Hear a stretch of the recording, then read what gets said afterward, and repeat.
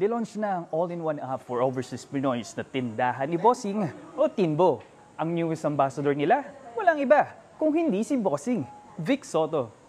Pinangunahan ni PLDT Global President and CEO Albert Villarreal ang pagbubukas ng isang app para sa ating mga kapatid na overseas Filipino workers, ang Tinbo o Tindahan ni Bossing.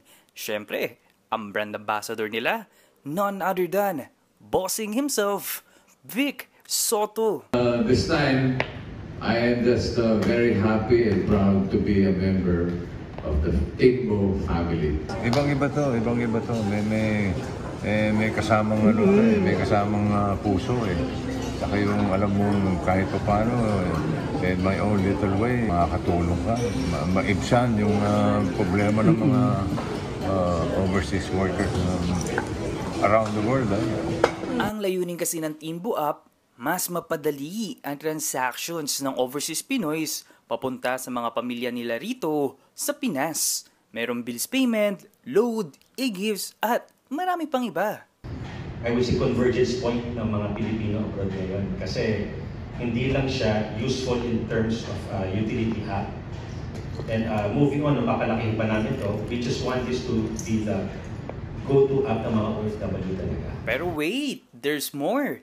Papunta sa Hong Kong ang Tinbo Fam mula June 13 to 15 para makisaya sa 127th Philippine Independence Day HK Fest 2025.